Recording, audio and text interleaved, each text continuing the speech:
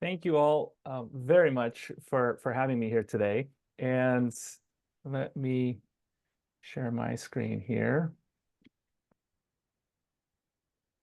And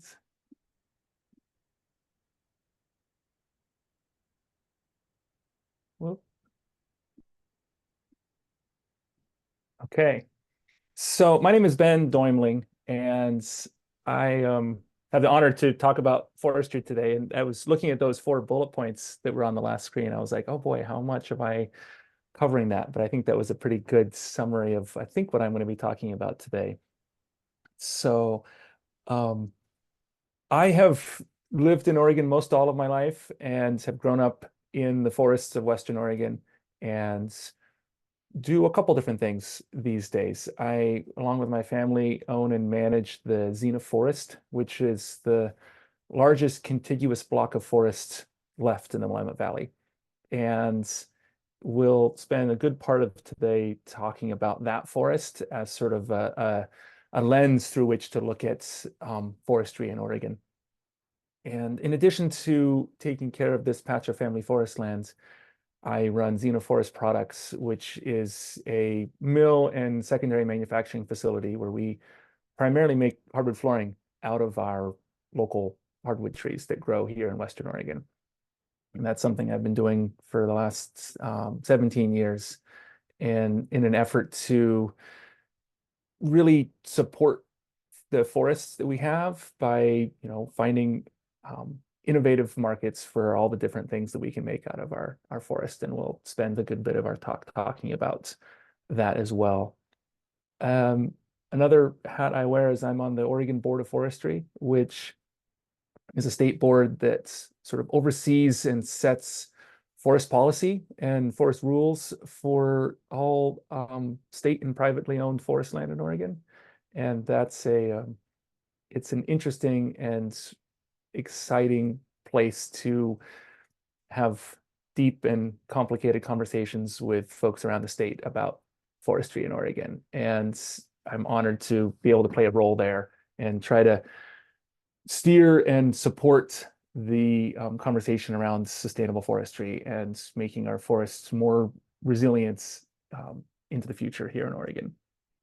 So with that, I've basically tried to distill a tour that I give regularly out here in the forest into a 45-minute presentation and slideshow, and we'll see how that goes. I'm much better talking out in the forest and with trees and leaves and gravel around me. So, but the way this has been set up is really trying to sort of take you on a tour through the forest. And um, we'll start with sort of what is a resilient forest ecosystem? And there's, I think to answer that question, I think I want to sort of start and tell you a little bit about the Zena forest. And the forests that I know most well are the forests of the Willamette Valley, which are sort of these patchy hardwood forests between Portland and Eugene in the valley along the Willamette River, flanked by the Coast Range to the west and the Cascades to the east, which is really the sort of wood basket of Oregon. It's where most of our timber grows, is up in those two mountain ranges. But the Zena Forest is this islands of forest. It's about 1,300 acres and located in the middle of the valley, around surrounded by farms and fields and agriculture and houses and towns and roads. And the forests of the valley and most all of Oregon have been managed by humans for many, many thousands of years. And the Native Americans who lived here since time immemorial have, were very good at managing these landscapes very strategically. And they primarily used fire as a tool to manage. But it wasn't just sort of broadcast burning. It was very strategic burning on particular hillsides on particular days of the year for particular ends. And the result was this very managed landscape that existed in the Willamette Valley and throughout Oregon that was managed with fire. And so the result was in the valley here, sprawling grasslands, these sort of savannas with sporadic oak trees, individual big, wide, sprawling park-like trees and grasslands underneath. There was ponderosa pine and Oregon ash down on the valley bottom in the swamplands and slightly thicker woodlands on the hilltops.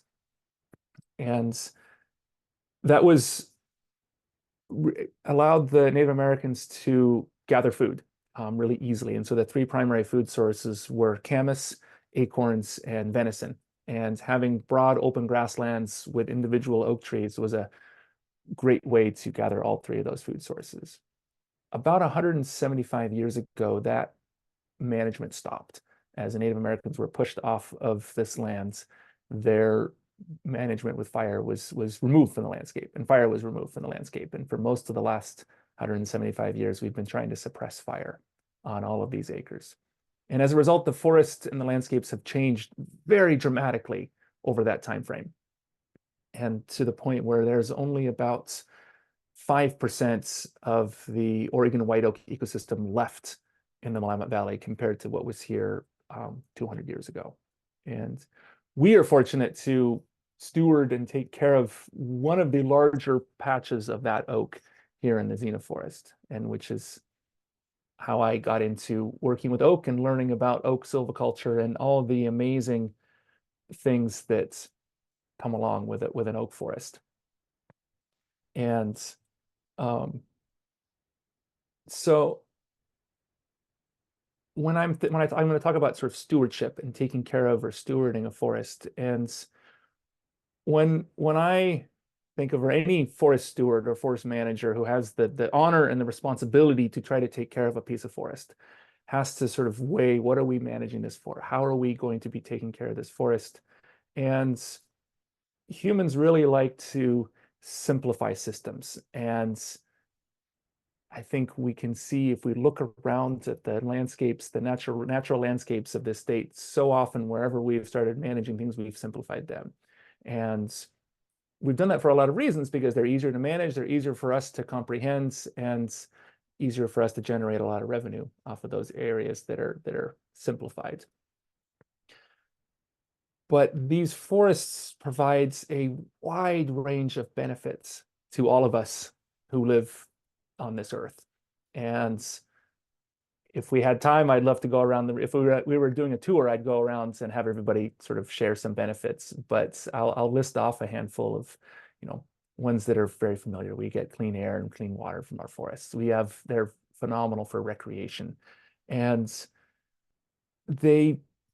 for our mental health, they're incredibly important. I think, I don't want to speak for everybody in this room, but for me, being in a forest is a really rejuvenating and wonderful place for me to be. And it's important that everyone has access to forests to recreate in and to enjoy for our own sort of personal and spiritual renewal and rejuvenation. We get a lot of other benefits from a forest as well. And the average single family home in Oregon uses about 3 log truck loads of lumber to go into that house when it's built.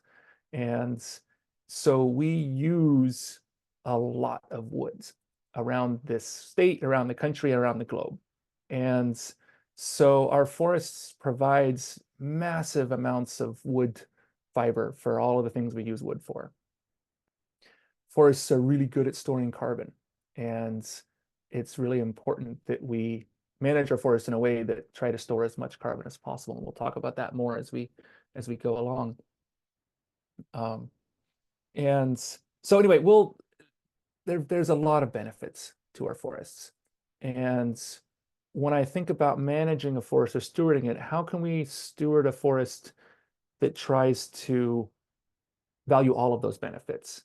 Because if we manage for just one, you start to lose the values of all those others. So take, for instance, an extreme example, a wilderness area. That's managed by humans. It's kept as a wilderness area for recreation and ecosystem health, but it generates no timber. Whereas on the flip sides, an intensively managed plantation would generate a lot of timber in the short term, but is ecologically pretty much an ecological desert. And so that's what happens when you manage for just one benefit or two. So the way I think about forestry is trying to manage for as many of those benefits that I listed off, and I'm sure we could all list off a dozen more. And part of that means managing for multiple species. And these are the primary species we have in our forest. And each of them plays a role. And the top 5 are native to where I live, where this forest is. The bottomwood two, the coastal redwood and the incense cedar, are not native to right here, but we have been planting them quite a bit over the last number of years. And I'm going to sort of talk about a term called assisted migration. And I'm going to sprinkle sort of bigger forestry terms at you as we go along here, and bear with me. I'll try to do my best to describe what I'm talking about. And in a stable, static climate, you have to make a decision about what tree you're going to plant. And if you cut down a tree and it was growing well, you'd probably want to plant that again. In a changing climate, you have to make some guesses and assumptions about what the forest conditions are going to be in 50 to 100 years, and what is going to thrive and survive and thrive in those conditions long into the future. And as our climate changes more and more rapidly, and we are seeing that every day here in our own forest, we have to think about what's the tree for the future. And so we naturally sort of look to the south, to Southern Oregon, to Northern California. What are trees that are accustomed to slightly drier, warmer habitats? They will naturally move as the climate changes, but trees move on the order of a handful of feet per year as they reseed themselves and move across the landscape. And the climate is changing so much faster that it is helpful for us to think about what we might want to plant. And so in our case, we plant incense cedar. We've been planting that for 25 years, and it thrives here. It's native to about 2 hours south of us, is about the farthest north of the native incense cedar range. So we haven't gone very far, but we've brought incense cedar north. It does really well on poor sites. It doesn't need a lot of water. It can handle a lot of heat. It really thrives in harder to grow sites. We look a little farther, the coastal redwoods. Needs a good bit of moisture, but also is a very, very resilient and hardy tree. And so we've started planting those. I'm always looking for what are the new species that we might be able to plant, while at the same time realizing that humans messing with nature is what's created a lot of the challenges we have on our landscapes. And the idea that we can continue to mess with nature to solve those challenges is fraught. But I guess I justify it in the way that most of the human intervention in nature over the years has been about simplifying our landscapes and our systems. And what we try to do in this forest is about added complexity back in, try to plant more and more species. And so when we replant an area, we'll, instead of planting just one species, we'll plant 4 or 5. And with the hope that some of them will thrive long into the future, knowing that probably not all of them will. And it's also a healthy, resilient forest is also going to have multiple ages, not all one age. And you get a lot of structural integrity in the forest when you have different ages and different species. And you can see here, we've got firs, we've got oaks, we've got maples of different ages. Those trees hold each other up. We had a real big storm here last night, a lot of rain, a good bit of winds, and had a tree fall over our road coming into the mill this morning that I had to go clear. That tree was in a patch of trees that were all the same age. We don't really get trees blowing over in a windstorm in a forest that looks like this, because the trees hold each other up. That structural complexity gives a bunch of resilience. And so when there is a windstorm or an ice storm, we don't see much damage. When there is a patch of forest that the trees are all the same age, they start to go over like dominoes. And we see trees go over in windstorms. So all of this is sort of leading to this term complexity that I'm going to keep using. And this is basically, you probably learned some version of this in your biology class in high school, that the more complex a system is, the more resilient it is, the more different things going on in the forest, the more different species, different ages, plants in the understory, patchiness, all of that builds resilience, makes the forest stronger. And why do we need the forest to be resilient? Well, we need our forest to be able to withstand disturbance events. This is another sort of forestry term, but a disturbance is basically any it could be, a windstorm, it could be an ice storm, it could be pathogens, a fungus that's spreading through the trees. It could be an insect infestation. It could be a heat dome, drought, fire. All of those and more are disturbance events. And it's important for these forests of ours to be able to withstand these. Disturbances are completely natural parts of a forest ecosystem. They've been around forests forever and will continue to be. We can't remove them. We can try, but they're a completely natural part of the forest ecosystem. The forest's ability to withstand and bounce back from a disturbance event is really the marker of a healthy forest and a forest that's going to persist long term. And yeah, sorry, jumping to my next slide here. Most of Oregon is covered in what I'm going to call traditional intensive plantation forestry.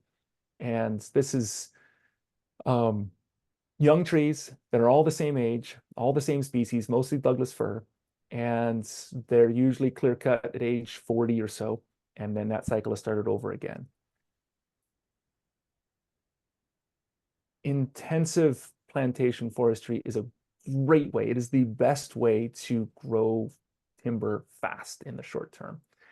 And I'm not here today to really say that this is the wrong way to do it. It's a different way to manage forests. But it has its challenges. And we living in Oregon, Douglas fir is king. Douglas fir is the primary timber crop that we grow here. And it needs sun to regenerate. It grows really well. It is the best construction lumber in the world. Its strength to weight ratio is unmatched. It's just a phenomenal tree. And we in Oregon have figured out how to grow Douglas fir really, really well, really fast, and grow huge volumes of it really quickly.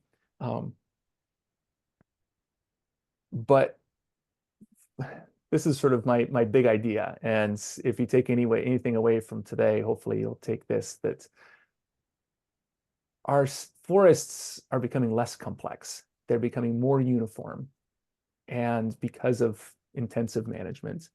Yet the disturbance events in our forests are increasing in intensity. And climate change is exacerbating all of our disturbance events, those that I listed, whether it's drought, heat, fire, winds, ice. We've had 3 100-year ice storms in the Willamette Valley in the last 5 years. And we had the ice storm that we had here in our forest in 2021 just ripped this place apart. However, looking at the forest, the patches that were most complex were the ones that survived that ice storm the best.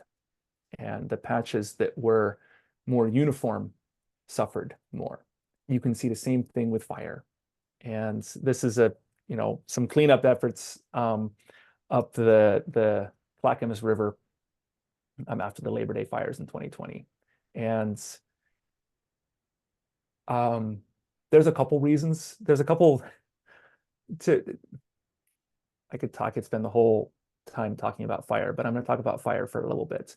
The Labor Day fires were devastating here in Oregon, as I'm sure most of you are aware and probably had experienced those personally. They were driven by the most intense fire weather event in recorded history in Oregon. Our humidities were in single digits, and we had winds gusting to 50 miles an hour. When you put those two together, it is exceedingly bad for fire conditions. With that low humidity and those high winds, those are the ingredients that fires need to spread very, very quickly.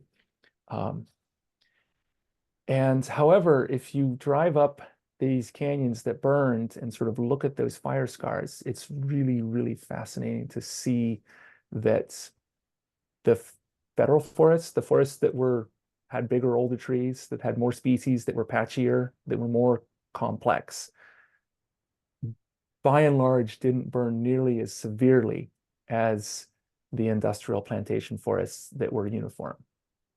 And conifer needles in fir and pine and cedar and hemlock and spruce, those needles are full of oil, and they will explode in a fire and spread very quickly. And so if all the tops of the trees are touching each other, the fire will spread branch to branch to branch, tree to tree to tree. And if you have a wind blowing on it, it will just accelerate very, very quickly. Hardwood trees, maples, oaks, alders, their leaves are full of water. They're not very flammable. They're not flammable at all, really.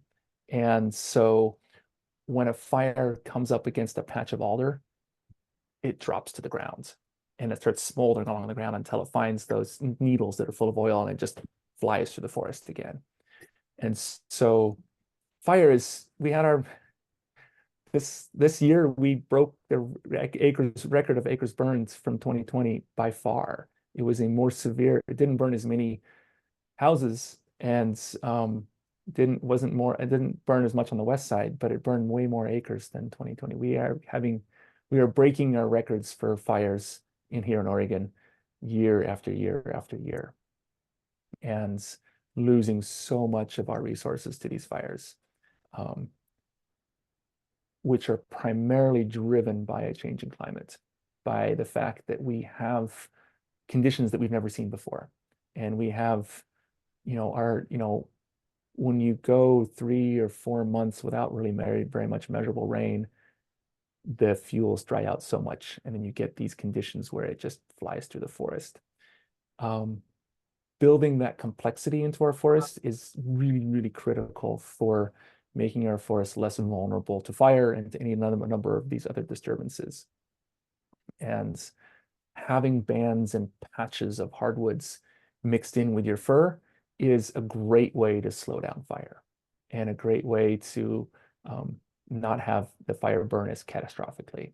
And so if you go up and look at these forests, some of the big old complex forests burned severely also, just because the conditions were so stark in those Labor Day fires. But some didn't. They're patchy. There's green left. There's a lot of green trees left. There's quite a bit that burned, but there's patches of green and trees that are now, 4 years later, there's still lots of green trees in some of those areas. That's good fire. That's the way fire is supposed to work, because fire is a natural part of the landscape. We're never going to remove it from the landscape. It's important for the landscape, but we need forests that can be resilient to and bounce back from those fires and all those other disturbance events.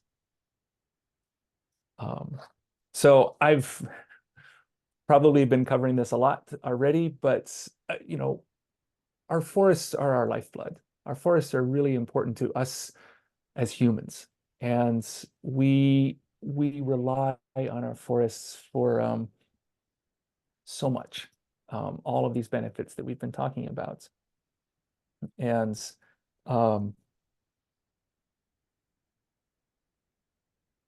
and access to our forests is really important for equity. It's really important that everybody have access to be able to recreate in, to be able to forage, gather, camp just to be able to experience our forests. And I think we can probably all as humans acknowledge that a forest in this picture is going to make us feel better than a forest that's incredibly uniform with no, with 100% shade and nothing growing on the ground underneath it. It just those don't make us feel as good. It doesn't isn't as rejuvenating for our mental health. Um, and so, we've talked about some of these benefits already, but going in a little more detail, lumber is, and I think most everyone in this room is probably an architect. You're designing spaces that use wood, and that is a incredibly valuable, important, and critical resource that comes out of our forests. And um, none of the work that we all do would be possible without forests, and without healthy forests that are going to survive and thrive long into the future. Our forests provide a lot of jobs, and from A to Z, from managing and taking care of our forests, from working in our forests, to all of the downstream jobs in the timber industry, in the recreation economy, in the fishing industry. We only have fish because we have forests, and the economic benefits that this state derives from our forests are hard to calculate. Many people try, but there's so many different myriad things that we get out of our forests. Water, the headwaters of all of our watersheds start in forests. And for those of you who live in Portland, you have the Bull Run watershed, which is one of the most amazing patches of forest and watersheds in the country and in the world. And filters and provides so much clean water. And the way our forests do this is we when it rains, and take the last 24 hours, we got over 1.25 inches of rain in the last 12 hours here at our forest. There was a lot of rain falling at once for us. And the more our forests can be a sponge and can soak that water up and hold it, the better. Because if that water runs off, it's going to not only contribute to erosion and landslides, but that water is going to leave this forest. And given our climate here in Oregon, we have wet winters and dry summers. And the longer we can hold that water into the spring and summer, the longer our creeks are going to be flowing, the better all of our plants and animals are going to be doing in this forest, because at some point those forests dry out. And in September, that sponge is dry in our forests.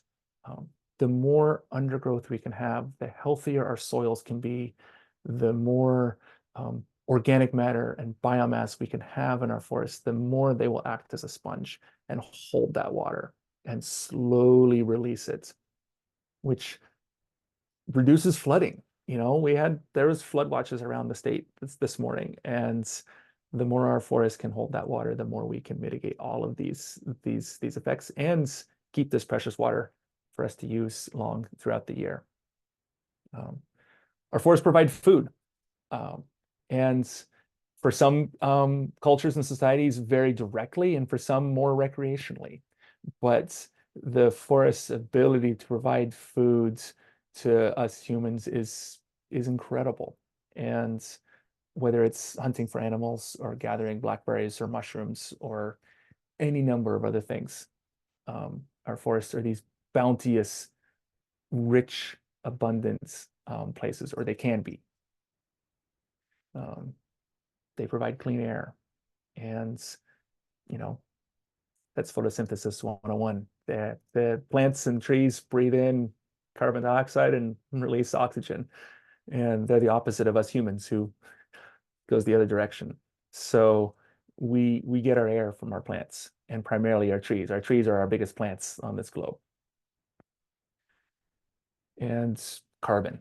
So we'll talk about carbon a little more in a minute, but spending a little bit of time with carbon. Carbon is basically equal to biomass. And so the amount of biomass you have growing in a forest, that tells you how much carbon is there. So the more trees, the bigger the trees, the taller the trees, the older the trees, the more carbon you'll have in the forest. And about 50% of the carbon stored in a forest is stored below ground. The other 50% is above ground. So if you're walking through a forest and you look at all these big trees and you think about, wow, there's a lot of biomass, there's a lot of carbon here. Well, all that much again is below ground, is under your feet. And the carbon is held in the soil because of an incredible complex network of fungi and mycorrhiza. And there's these fungal networks that spread out through the soil that allow the trees to pull carbon out of the air and push it down into the soil. And they're not just pulling carbon, they're pulling lots of nutrients and pushing those into the soil. And that network is critical for the health of a forest. And there's some incredible research. And if anyone hasn't read it, you should read Finding the Mother Tree by Suzanne Simard. She is really the pioneer of this research. And the ability for trees to not only sort of push nutrients into the soil, but share nutrients with trees around them, and also to communicate with trees around them. And so it's been found that when a tree is dying, it will shed nutrients, push those out through those networks in the soil to the trees around it. And not just to other trees of its own species, but the trees of other species. It will do the same thing in communication. If it is being attacked by a bark beetle, for instance, it will put out pheromones to try to repel the bark beetle, but it will also send out pheromones through these fungal networks to tell the other trees, hey, I'm being attacked by a beetle. You should start protecting yourself as well. And I struggle to not want to anthropomorphize too much, but trees do so many amazing things that we can only relate to by thinking about them in our terms. Habitat. There's the Oregon white oak habitat here in the Zena Forest or the Oregon white oak habitat in the Willamette Valley is one of the most complex habitats in North America. There are literally hundreds of species that are endemic to our Oregon white oaks. Little bugs and beetles and plants that grow in the moss and in the grass underneath. There are 15 different species of gall wasps. And if you'll indulge me, I'll take a little detour and tell you about gall wasps for a minute. This little wasp that you're seeing on the daisy here in the springtime will land on an oak leaf or an oak branch or a twig and lay its eggs. And along with its eggs, it will lay a chemical that's going to tell that tree to grow a gall. And the gall is this little growth on the leaf or on the twig. And that sometimes can be up to a couple inches big. There's many different kinds. And that gall is going to be a home for the larvae, for the eggs, and then the larvae when they hatch. It will also be a food source for those larvae as they start to grow in a protective shell. And then when they get big enough, they will bore their way out and fly away. That's the kind of complexity that exists in our forests. And when we don't take those into account when we're managing our forests, we start to lose all of that complexity. And if we lose those fungal networks, if we lose those gall wasp interactions with the trees, the systems start to break down and they start to become less resilient. And if you cut every single tree on the sites to make a clear cut, you lose those fungal networks. And when you plant a new seedling, there's no existing fungal network for those new seedlings to tap into. So they have to start from scratch. Whereas if you leave enough trees on the site to maintain a base level of mycorrhizal network, when you plant a new seedling, it can tap into that network and it immediately is getting nutrients from the big trees. And it will thrive and grow much better and faster in its early years. Recreation is a is a classic one. There's many different ways that people recreate in a forest, but we all, I think, can relate to the fact that forests are wonderful for recreation. Um, so digging in on carbon a little bit more, the forests of Oregon and the wet rainforests of the Pacific Northwest, from Western Oregon, Western Washington, up through British Columbia into Southeast Alaska, have the capacity to store more carbon per acre than any other acre on the globe. So more than the Amazon. So we as Oregonians, and especially as the folks who are taking care of our forests, have a responsibility to do what we can to store as much carbon on these acres as possible. Their ability to store carbon is just unimaginable, how much carbon can be pulled in from the atmosphere and stored in the trees and in the soil. And if we do our jobs right, if we harvest a tree, we turn those wood products into things that will live for a very long time, that will store carbon in those wood products, and start that cycle over again in the forest to keep pulling more carbon out of the air and storing it in the soil and storing it in wood products.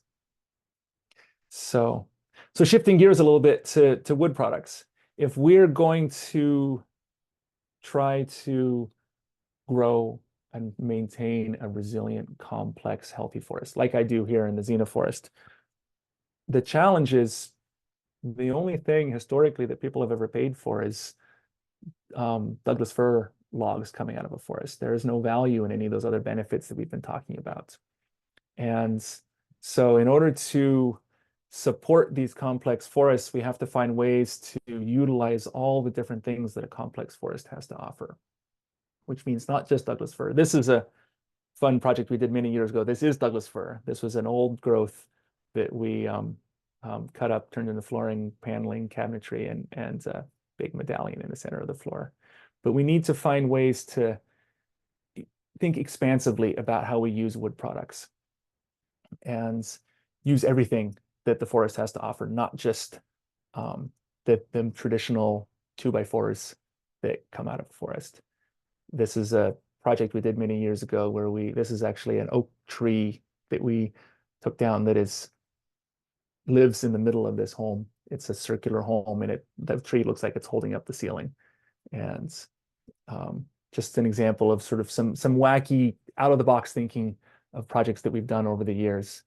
But there are nearly 30 native trees in Oregon that can produce lumber. And the ones in red are the ones that I have the most experience, the ones that we work with in some form or another at Zena. But there's, all of these are trees that grow native in Oregon and can produce lumber. There are plenty of, non-native and migrated through assistance from us humans, migrated trees in addition to this list that we can use. And so there's really an opportunity to think expansively about what is possible. And it's important that we find uses for all of these trees, because otherwise there's no way to economically support a complex and resilient forest.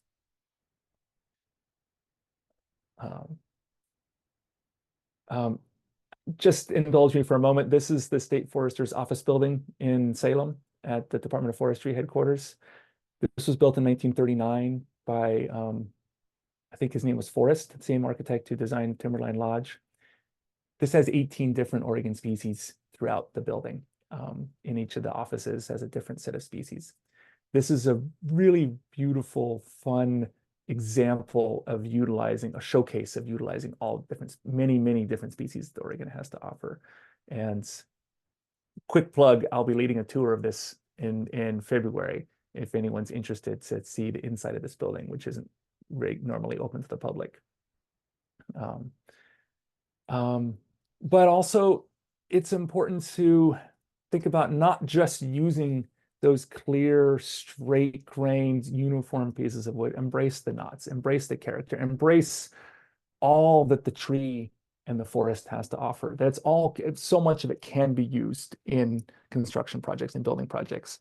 And, this look isn't going to be the right fit for every project, but it was the right one for this project. And it's a way to utilize so much more of the tree. And just to wrap up here, I'm sure most everybody is familiar with this picture. This is the Portland Airport. And I think the Portland Airport really is an example of how to think expansively about using wood products. And they used a lot of Douglas fir, but they also there's a lot of nuance in where they sourced it and how they sourced the Douglas fir in the roof. And the floor is Oregon oak from that we made.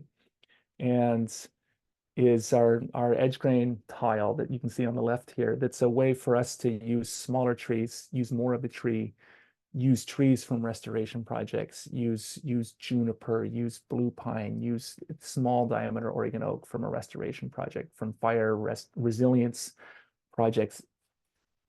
We've really tried to find ways to just use as many parts of the tree and as many trees as possible and turn them into something valuable and beautiful, that will live on for a very long time. So I think I'm just about at time. So thank you all very much for listening, and I am eager to have as much conversation as we have time for if folks have questions about any of what I talked about, or other things. So thank you all very much. Thank you, Ben. That was wonderful. Yeah, I love hearing your passion for your work and for the forest. It's contagious, actually. I was smiling through the whole thing, just hearing your excitement as you talk about it. So feel free to take yourself off mute if you would like to ask a question. As you're getting your juices flowing, Kirsten asks, where can Zena products be purchased for smaller scale projects like a home? We sell everything mill direct, so zenaforest.com.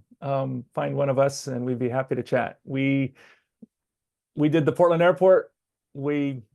This week we're delivering a little project that's 200 square feet for a remodel. So we do all scales. You do giant and you do small. So that's great. And everything in between, I would imagine. Very much so. Yeah. So Kirsten also says she's heard there's a threat to the Oregon white oak. Can you tell us more about that?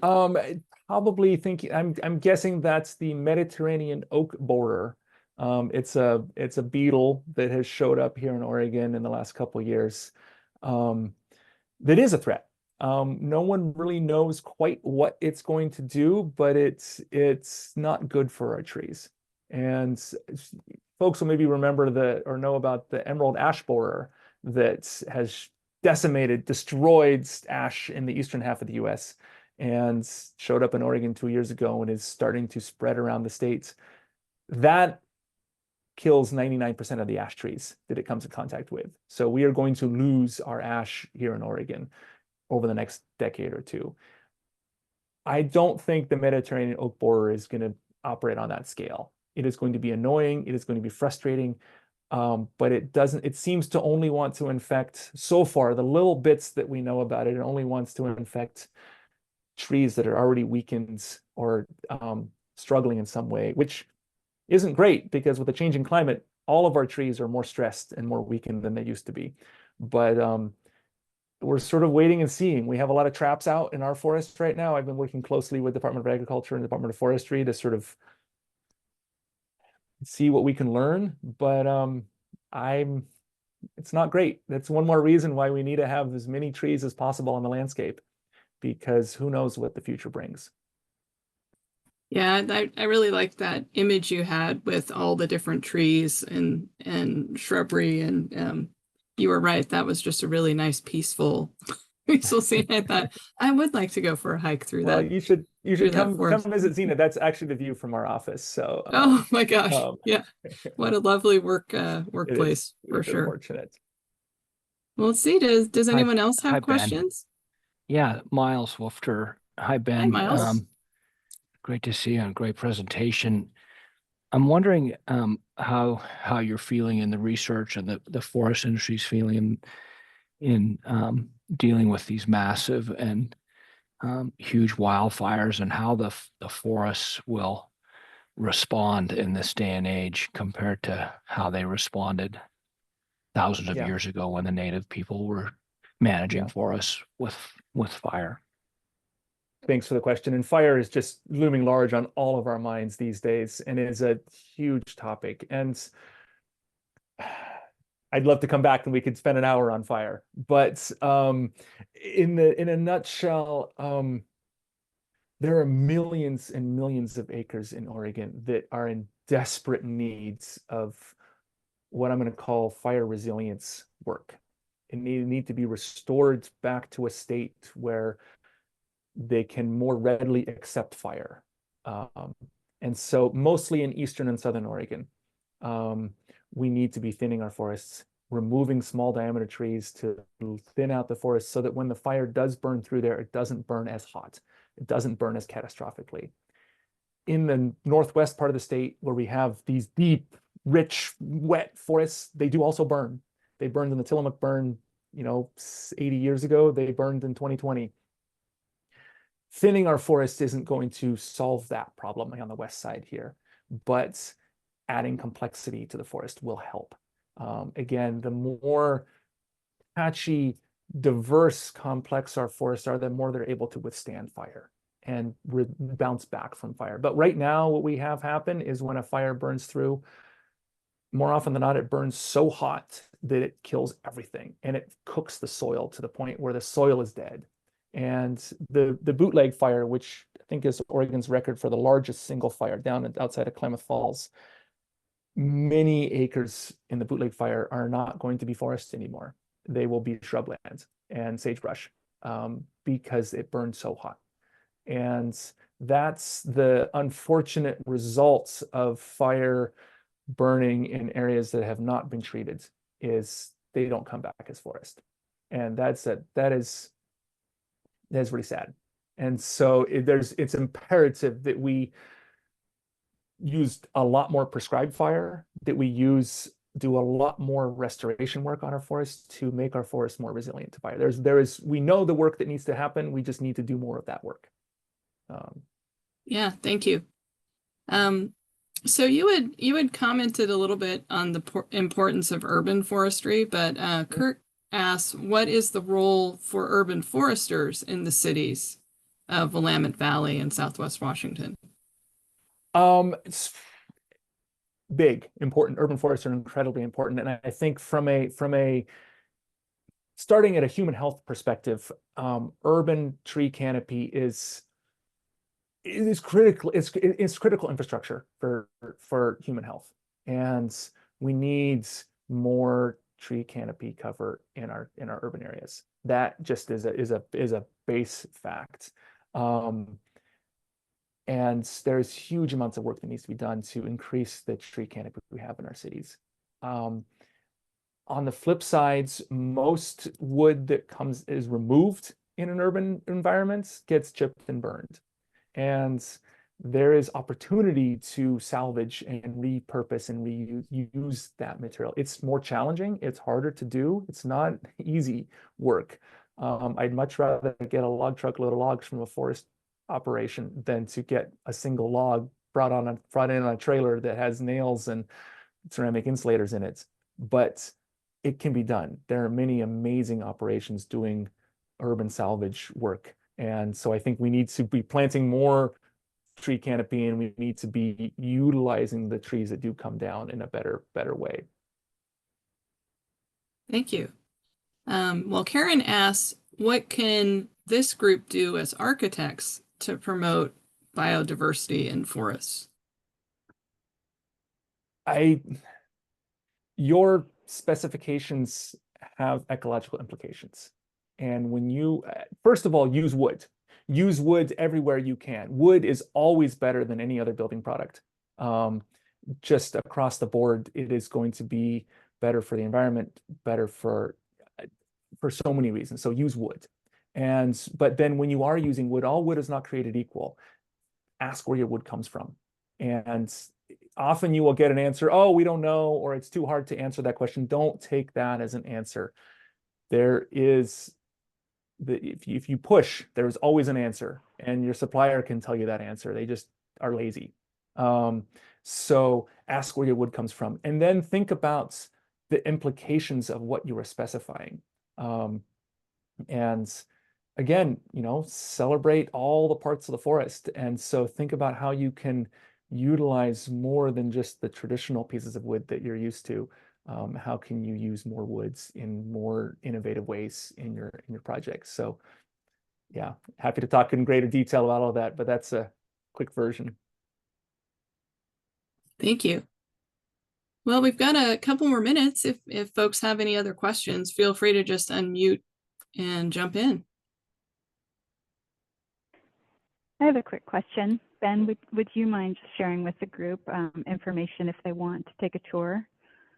Absolutely. So, yeah, we're just outside of Salem. Just zenaforest.com is our website, probably the best way to get a hold of us. I can put my let me see here. Let me see if I can share my screen again and put this back up there. It has my contact info on there. So oh, thank you, Kathy. Oh, Kathy put it on zenaforest.com. Yeah. And yeah, our contact info is on there. Please reach out and we'll get you on our list. And yeah, we hold tours regularly in our forest and at other interesting places around Western Oregon, like the State Forester's Office building. I love talking about the work that we do and showing folks the work that we do here in our forest. So we would welcome that. As a Salemite, I've always loved driving by that State Forester building. It's spectacular. I'd love to do that tour. So folks could contact you through the website as well if they want to do that tour. Absolutely. Yeah. Okay, great. Well, Elisa, I don't know if you want to. Oh, go ahead. Just one additional question. You were talking about the urban tree canopy and the importance of that. And, one of the things I learned this year is how critical it is to water my cedar to over 100 feet tall. And it started to show signs of heat stress. And it was something I'd never even considered needing to do. And for a lot of folks that have important trees on their private property, it would be interesting to see if there are educational opportunities to help people understand how to maintain those large trees. We typically water our gardens, but to actually invest in the gallons necessary to protect a tree of that magnitude, it's fascinating. Yeah, and I think, this is where I might depart a little bit from the conventional wisdom that the urban foresters are talking about. Watering a tree is going to help it, but that tree is probably not well suited to the climate it's currently in. And these big, old, amazing trees are so important to us, and we have such history and legacy and very strong personal feelings around these trees, and so watering them can definitely help. But the reality is that's a Band-Aid. That's a Band-Aid, and the trees we need to be planting are going to be some other species, something that is going to be more able to persist and thrive into the future. And so watering trees is great, but we don't have enough water in this state to water all of the trees that need water. And we need to be finding ways to plant an urban or a tree, whether it's urban or in the forest, planting trees that are going to survive on their own. And they're out there, but they're different species sometimes. Yeah, thank you. Yeah, well, we definitely had, I was just going to say those, the wind, ice storms, and, neighborhood damage. A lot of these trees are in very difficult places, and it's a danger. Yeah. But it is time to start considering other species. Yeah. You know, one thing that's interesting at my house here, we have a big ginkgo tree that kind of straddles my neighbor and my yard. And that was the only tree that did not sustain any damage in any of the ice storm or windstorm or any of the past events we've had. Mhm. And it seems like it's doing great. So I don't know. we can learn from that. Nature is a great teacher. Yeah. Yeah. Well, Ben, thank you so much for joining us and closing out the COTE series that we've done this last few months on just sustainable forestry and mass timber. We've had a fun time sharing different perspectives and the Green Champion Summit where we were at the airport, actually seeing your lovely flooring and the beautiful new project there. So thank you everyone for joining us, and really appreciate all your participation, and hope you have a great holiday. Thank you so much for having me. Take care. Thanks. Thank you. Thanks, Ellen. Thanks, Ben. Thanks.